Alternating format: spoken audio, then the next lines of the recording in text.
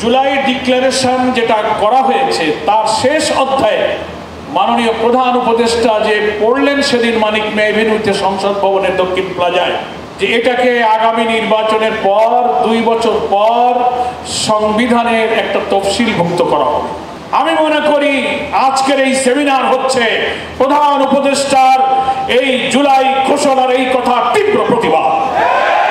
জনগণ এটা মানে নাই। অসম্পূর্ণ জুলাই ঘোষণাকে সংশোধন করে এটাকে আইনি ভিত্তি প্রদানের যত যুক্তি আজকে এখানে সেমিনার দেওয়া হয়েছে সেটা মেনে নিতে হবে।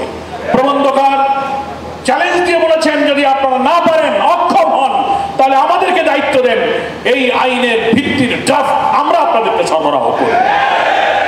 সম্মানিত সুধীবৃন্দ, যারা বলেছেন, এখনো বলছেন, একটি দলের বড় বড় নেতারা, স্থায়ী কমিটির নেতারা বলছেন যে পার্লামেন্ট ছাড়া কি করে আইন তৈরি করা হবে। আজব ব্যাপার। আজকের প্রমাণদের তথ্য প্রমাণ সেই সব নেতাদের বক্তব্যের তীব্র প্রতিবাদ। আপনারা মানুষের আকাঙ্ক্ষার বিরুদ্ধে কথা বলেছেন। আইন, বিধান, সংবিধান, প্রক্লেমেশন, অর্ডিন্যান্স, লিগাল ফ্রেমওয়ার্ক অর্ডিন্যান্সের ভিত্তিতে যেটা 70 নির্বাচন হয়েছিল, সমস্ত বিধানের বিরুদ্ধে আপনি কথা বলে গণ আকাঙ্ক্ষার বিরুদ্ধে যে কথা বলেছেন, এই প্রবন্ধে তা উল্লেখ করে আপনাদের বক্তব্যের তীব্র প্রতিবাদ করা হয়েছে। একটি বড় দলের স্থায়ী কমিটির আরেকজন সদস্য বলেছিলেন বেশ আগে, সংস্কার কমিশনে যত আইন আপনারা বানান, যত কিছু লক্ষিল দেখেন, আমরা সংসদে গিয়ে সব কিছু মুছে দেব। কি বলেছেন বলেন? তার বিরুদ্ধে এই প্রবন্ধ হচ্ছে তীব্র প্রতিবাদ। শিক্ষা নেওয়া উচিত। আপনারা শুধু এটা মনে করবেন না যে আইন, কানুন, সংবিধান সবকিছু আপনাদের আলমারিতে আছে। এদেশের মানুষের কাছেও আইন, সংবিধান সম্পর্কে অভিজ্ঞ মানুষও আছে, রেকর্ডও আমাদের কাছে আছে। যদি আপনাদের আরো কোনো পাল্টা যুক্তি থাকে, সর্বদলীয় ভাবে দেশের সেরা বরেণ্য আইনজ্ঞদেরকে নিয়ে আপনারা একটি রাউন্ড টেবিল বৈঠকের আয়োজন করুন।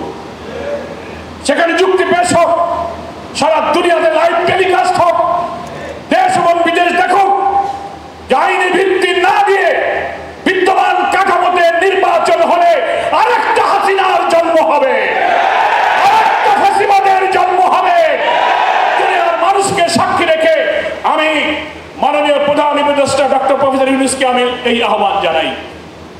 আপনি একদিন সর্বদলীয় বৈঠকে বলেছিলেন, আমরা নেতৃবৃন্দ তাহের ভাইয়ের নেতৃত্বে উপস্থিত ছিলাম, আপনি বলেছিলেন আমাদের ঐক্যমত্য কমিশনে আমরা চেষ্টা করব, কারা পক্ষে আছে, হা আছে কি না আছে, কারা রাজি কি রাজি না, জাতি জানবে, আমি ওয়েবসাইটে দিয়ে সেই ব্যবস্থা করব। সেই সাথে ধন্যবাদ জানিয়ে বলবো, আপনি একটি জাতীয় বিতর্কের আয়োজন করুন সরকারের উদ্যোগে, সকল দল, আইনজ্ঞ, বিশেষজ্ঞ, সংবিধান বিশেষজ্ঞ সেখানে অংশগ্রহণ করুন। দুনিয়াবাসী জানুক যে কাদের কথা ঠিক আর কাদের কথা শুধু দলের স্বার্থে আর ব্যক্তির সাথে, দেশের কোন স্বার্থ যেখানে নেই, দুনিয়াকে জানার সুযোগ দিন। সম্মানিত দেশবাসী, আজকে প্রমাণ হচ্ছে অধিকাংশ ভোটারের প্রতিনিধিত্ব করে যে সমস্ত রাজনৈতিক দল, জামাত ইসলামী, ইসলামী আন্দোলন, এনসিপি, গণ অধিকার, খেলাফত আন্দোলন, হেফাজত, মজলিস, তারপরে অন্য যত দল সংগঠন আছে, সকলেই বলছে প্রপোর্শনাল রিপ্রেজেন্টেশন, পিআর পদ্ধতি ছাড়া কখনো নিরপেক্ষ নির্বাচন হবে না। কিন্তু আপনাদের কি হয়েছে আমরা জানি না।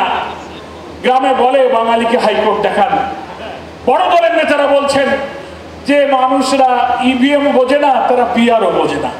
আরে বাবা, ইভিএম কি আর পিআর কি? ইভিএম তো একটা ইলেকট্রনিক ভোটিং মেশিনের নাম, আর পিআর হচ্ছে একটা ইলেকট্রাল সিস্টেমের নাম। ফলে এই কথা বলে আমাদেরকে, জাতিকে বিভ্রান্ত করতে পারবেন না। পিআর হলে কালো টাকা, মনোনয়ন বাণিজ্য, পেশি শক্তি, এগুলো করতে পারবে না যারা, তারা পিআরকে বাধা দিচ্ছে। একটা কোয়ালিটি রিচ পার্লামেন্ট হবে, প্রত্যেকটি ভোটের মূল্যায়ন হবে।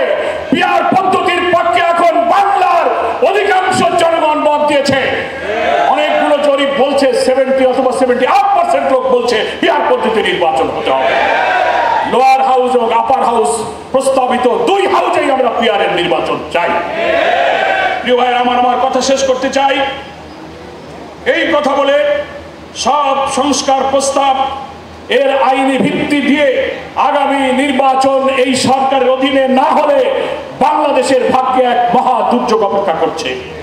তাই সব দেশপ্রেমিক রাজনৈতিক দল, ইসলামী শক্তিকে আমি আহ্বান জানাবো, আমাদের প্রিয় আমিরে জামাত ডাক্তার শফিকুর রহমান একটি মানবিক নতুন বাংলাদেশ গড়ার জন্য জাতীয় ঐক্যের ডাক দিয়েছেন।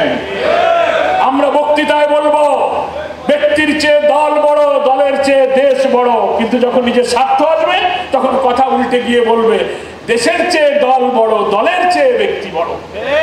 এই বাদ দেন, কম্প্রোমাইজ এবং স্যাক্রিফাইসের ভিত্তিতে আসুন জাতীয় ঐক্যে গড়ে তুলে জনগণের আশা আকাঙ্ক্ষা, এত রক্ত, এত ত্যাগ, এত চোখের পানি, মা হারা, সন্তান হারা, স্বামী হারা মানুষের কান্নার আকাঙ্ক্ষার প্রতিফলন ঘটাতে গেলে পিয়ারের ভিত্তিতে আর এই সনদকে আইনি ভিত্তি দিয়ে নির্বাচনের মাধ্যমে সেই আকাঙ্ক্ষা আমরা পূরণ করি। একটি মানবিক, একটি নতুন বাংলাদেশের মাধ্যমে উদাহরণ সৃষ্টি করেছে জামাত ইসলাম। এই যে ডাক্তার তাহের ভাইয়ের নেতৃত্বে আমাদের ঐক্যমত্য কমিশনে জামাতের প্রতিনিধিরা দায়িত্ব পালন করছেন। আমরা অনেক স্যাক্রিফাইস করেছি, আমাদের অনেক প্রস্তাবনা ছিল, সব দলের ঐক্যের স্বার্থে জামাত অনেক কিছু ছাড় দিয়ে হলো আমরা ঐক্যবদ্ধ হওয়ার চেষ্টা করছি।